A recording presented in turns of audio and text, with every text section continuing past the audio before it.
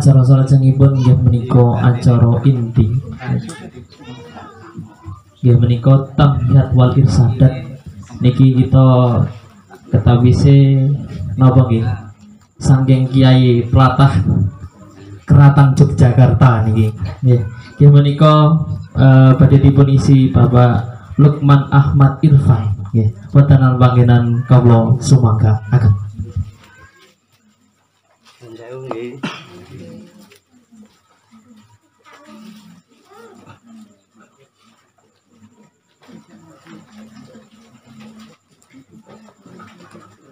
Assalamualaikum warahmatullahi wabarakatuh. Alhamdulillah wassalatu wassalamu ala rasulillah wa la hawla wa la quwwata illa billah wa ba'dah. Bapak Ibu saudara-saudari semuanya yang dirahmati Allah, kalau diperinci lagi enten Mbah, enten Pak Po, enten Bupo, enten Bule, enten Pak Le, enten saudara sepupu, enten keponakan, enten nek putu dereng nggih kados nggih.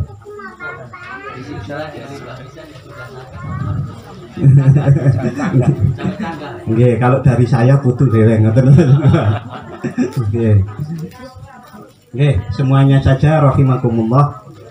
Pada kesempatan malam hari ini alhamdulillah kita bisa berkumpul bersama-sama di sini untuk mengamalkan perintah Rasulullah Shallallahu Alaihi Wasallam. Kita harus berbaik-baik, bersilaturahim agar kehidupan kita lebih baik, entah kehidupan ekonomi maupun kehidupan kesehatan, kehidupan persaudaraan dan yang lain-lain. Itu salah satu sumber kebaikannya adalah melalui silaturahim. Dari yang saya lihat di ruangan ini maupun di ruangan yang samping, saya niku banyak yang tidak kenal. Mungkin dulu saya sudah pernah tahu, tapi sekarang sudah berkumis dan berjenggot. Kita kan sudah pinten kali nih. Sejak awal penyelenggaraan ini kan sudah berkali-kali. Bapak, Ibu, saudara-saudari dan Mbah yang rahimakumullah, pada kesempatan malam hari ini saya bukan mau berceramah, tapi saya mau bercerita. Wis kayak biasanya kalau kita keluarga cerita-cerita, ada cerita apa disampaikan. Mungkin cerita ini beberapa dari panjenengan sedaya juga sudah pernah mendengarnya, tapi harapan saya cerita ini akan menambah sesuatu kemantapan, harapannya nggih. Nggih nek mboten mantep nggih kula disalahkan nggih saged mawon. Nggih Bapak Ibu yang saya hormati, di Perancis. Ini cerita di Perancis yang saya belum pernah ke sana. Sinten pernah ke sana? Mungkin Pak Malik sudah keliling dunia. Yeah. Di Perancis itu ada sebuah warung. Yang warung ini jualannya macam-macam, lah termasuk jualan coklat. Siapa yang suka coklat?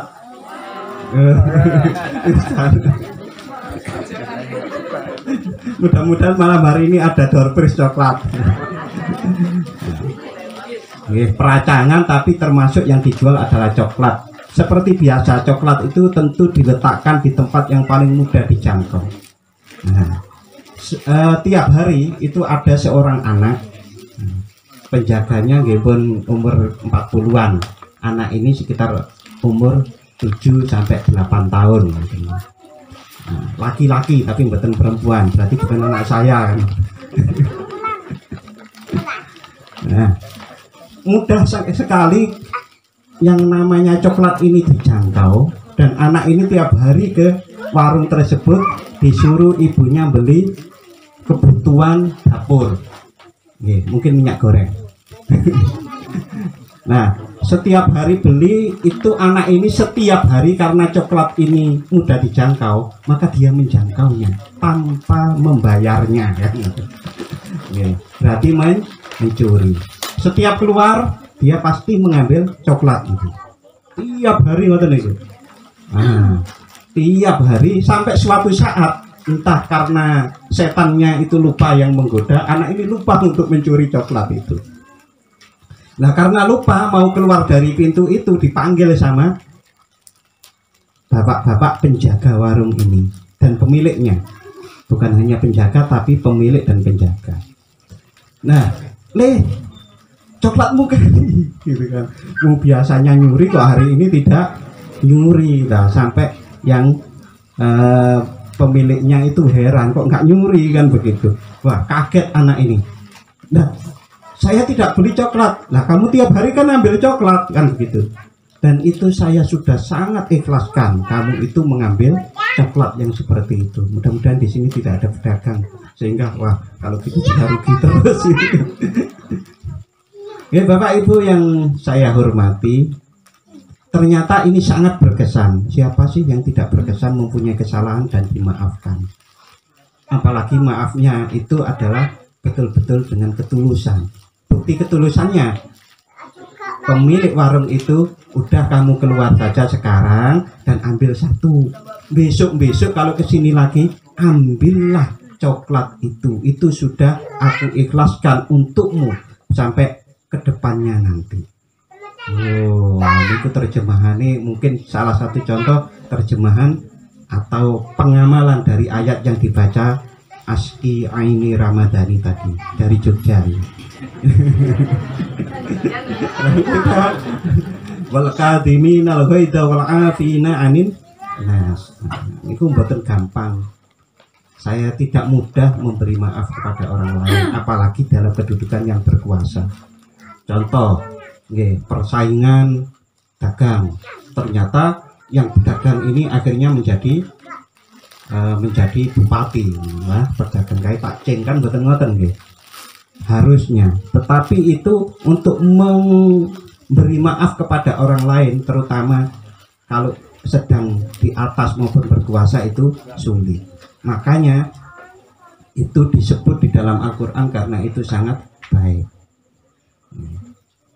Menahan marah, memaafkan orang lain itu adalah muhsinin, dan ayat itu diakhiri dengan wahwa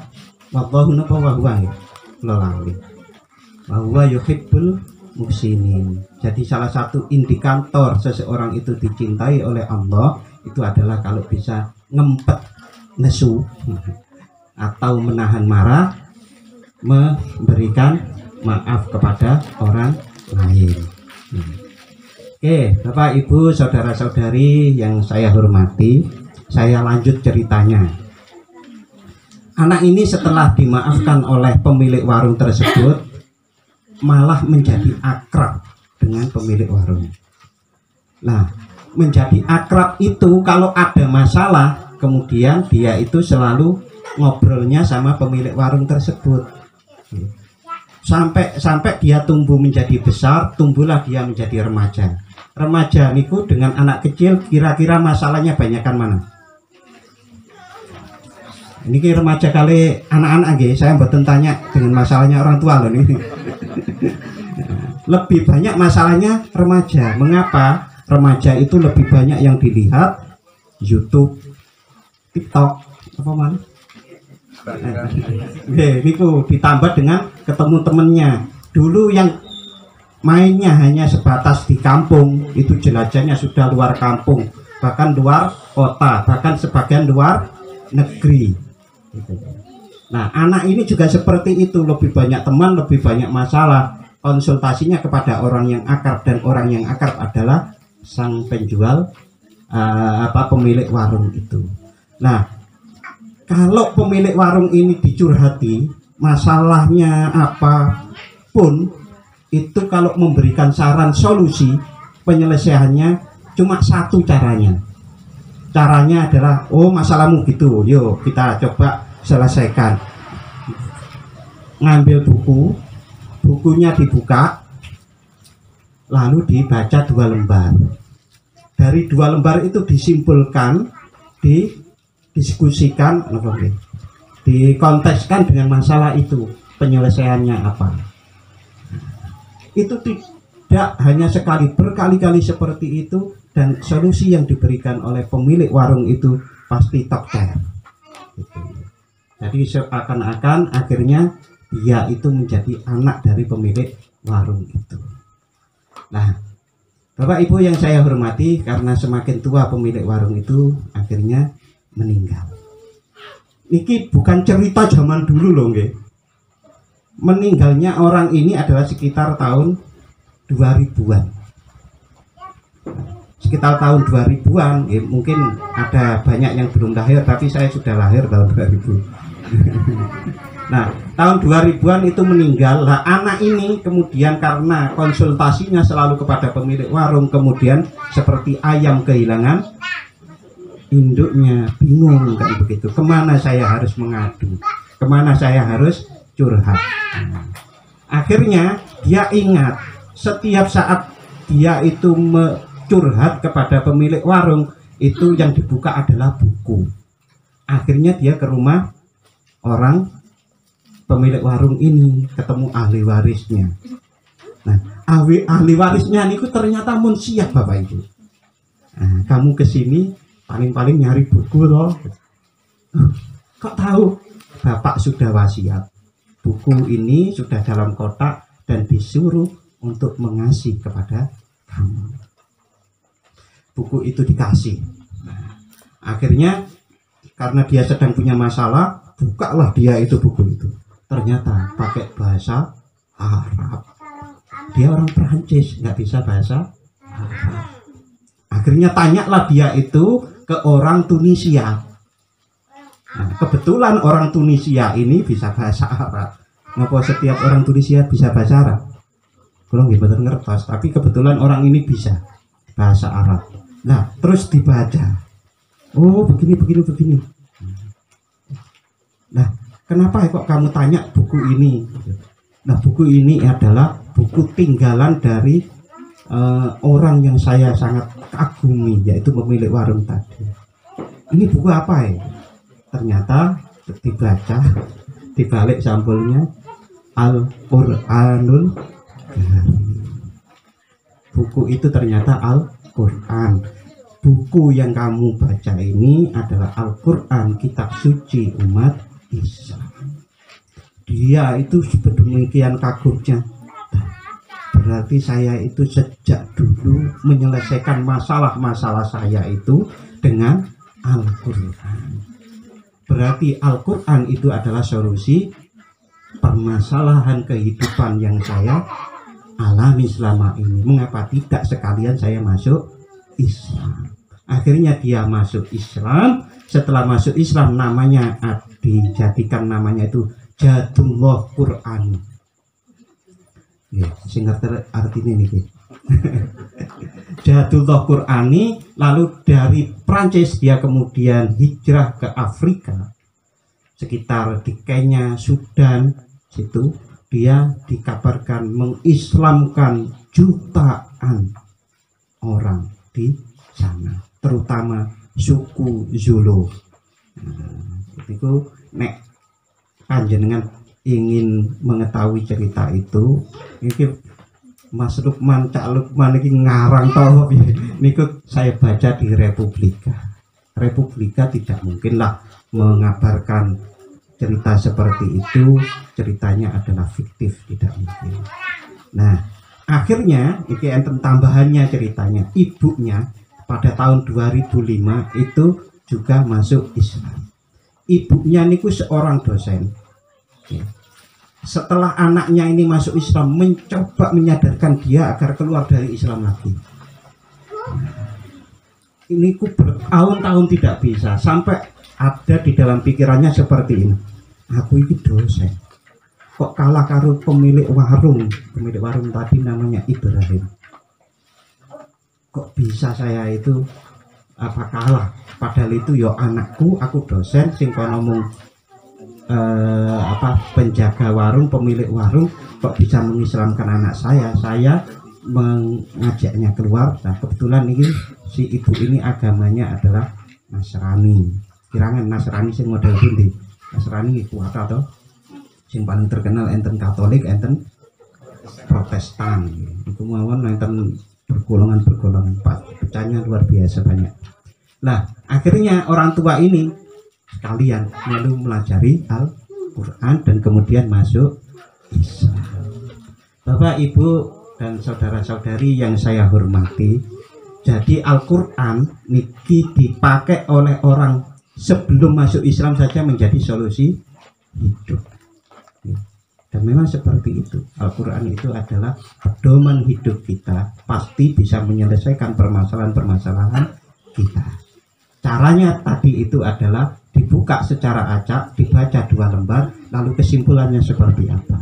Dengan seperti itu saya itu baru ternyata Al-Quran itu kok orang ditulis seperti buku-buku zaman sekarang. Bab 1, bab 2 kan betul nggak? Itu kan surat Al-Baqarah umpamanya. Awalnya orang-orang ini adalah petunjuk buat orang yang muttaqin, lalu kemudian dijelaskan, lalu contohnya kaum Yahudi yang nggak mau iman gitu. Manusia itu terbagi menjadi 3, ada muslim, ada kafir, ada munafik, kafir musyrik. Nah ini kan cerita kaum Yahudi banyak sekali dan terulang ya. Kalau dipahami ini kan dari sini kembali putar lagi menguatkan yang ayat sebelumnya, kan gitu Al-Quran itu. Buatan A, B, C, D, E, F, G sampai Z kan. Tapi bisa A, kemudian B, kemudian C, kemudian menjadi A lagi, tapi itu A yang lebih tebal. Nah, gitu. B, itu B yang menjadi tebal lagi, dan begitu. Terus seperti itu, saling menguatkan antara satu ayat dengan ayat yang lainnya. Nah, kalau saya dulu itu sering buka Al-Quran untuk menyelesaikan permasalahan saya itu dalam rangka istikharah. Rasulullah Shallallahu Alaihi Wasallam dawuh, la khaba manis takhor al-hadis aukamakol. Tidak ada kerugian bagi orang yang meminta pilihan petunjuk kepada Allah yang kita sebut dengan istikharah. Ini loh, la khaba, tidak ada rugi. Jadi siapapun yang meminta petunjuk kepada Allah itu tidak akan rugi. Nah kalau cara saya, bukan cara saya pribadi, tapi cara saya mengittiba kepada Rasul, saya sholat istikharah. Setelah sholat istikharah, saya membaca doa istikharah. Setelah saya membaca doa istikharah, itu saya buka Al-Quran. Buka Al-Quran, acak nggak boleh ditandai dulu loh. Acak, lalu sebelah kanan itu saya hitung 7 baris. 7 baris itu kemudian saya pahami maknanya. Umpamanya, yang paling akhir saya istikharah untuk membuat sama teman-teman mau mendirikan panti asuhan. Itu sudah berembuk berkali-kali ketemu gitu, deadlock terus. Akhirnya ada yang nyeletuk, Pak Lukman pun di istikharah dereng. Saya sampai lupa. Akhirnya saya istikharah dengan cara seperti itu. Begitu, ya Allah, apakah saya diperkenankan, apakah saya baik kalau saya mendirikan panti asuhan bersama teman-teman saya. Saya buka. Yang kanan saya hitung 7. Jawabannya berikut. Kesimpulan dari ayat itu neraka. Saya ulang yang kedua.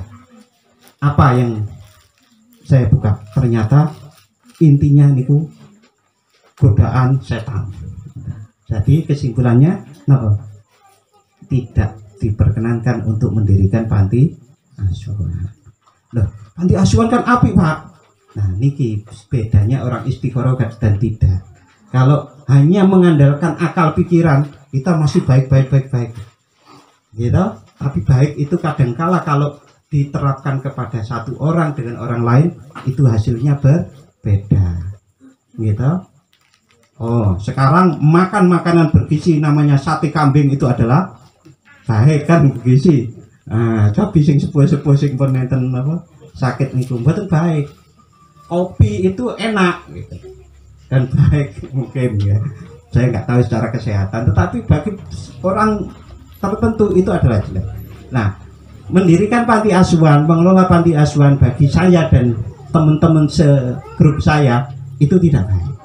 Karena bisa jadi saya atau teman-teman saya itu belum kuat untuk mendapatkan godaan mengelola keuangan panti asuhan. Karena orang niku kalau mencari sumbangan mengatasnamakan panti asuhan itu kan banyak yang bantu lah. Saat uang banyak niku biasanya godaannya sangat besar, tapi besar sekali godaan ini ternyata. Nah, Bapak Ibu yang saya hormati, itu cerita yang bisa saya sampaikan. Tentu kalau mau memperlakukan seperti apa yang dilakukan oleh Ibrahim pemilik warung untuk kemudian menunjukkan kepada Jatullah Qur'an itu tadi, kita harus memahami Al-Quran.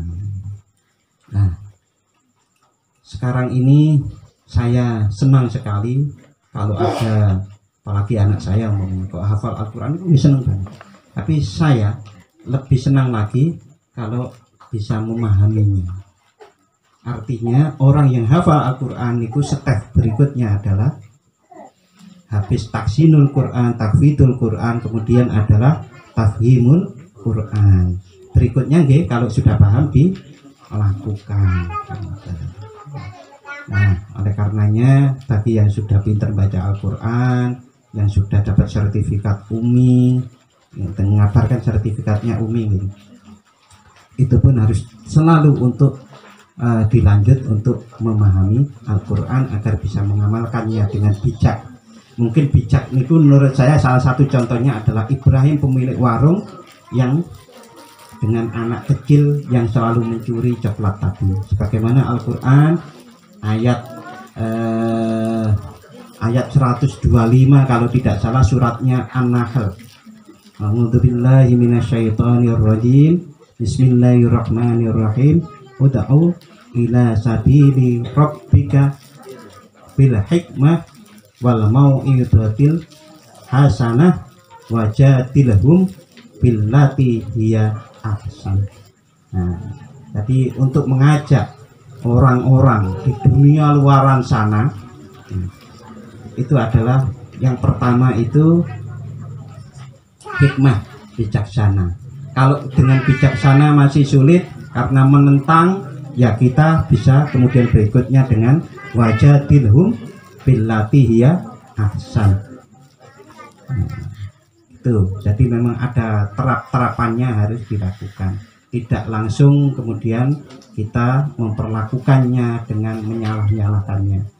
Tahapan-tahapannya seperti itu. Sungguh indah cerita itu kalau menurut saya, apalagi dibuktikan Jatullah Qur'ani ini bisa mengislamkan jutaan orang, tidak hanya ribuan orang, jutaan orang, itu luar biasa. Ya, demikian yang bisa saya ceritakan, mudah-mudahan bermanfaat dan mohon maaf sebesar-besarnya bahasa saya yang seperti itu. Begitulah Lukman Ahmad Irfan itu nama saya niku aslinya cuma Lukman, bapak saya Ahmad Irfan, jadi nama saya niku kalah panjang dengan nama bapak saya Lukman bin Ahmad Irfan, akhirnya saya buat Lukman Ahmad Irfan. Kalau tidak seperti itu sering keliru, ada Lukman Hakim, ada Lukmanul Hakim, dan yang lain-lain biasanya sering keliru seperti itu. Oke, mohon maaf sebesar-besarnya. Assalamualaikum warahmatullahi wabarakatuh.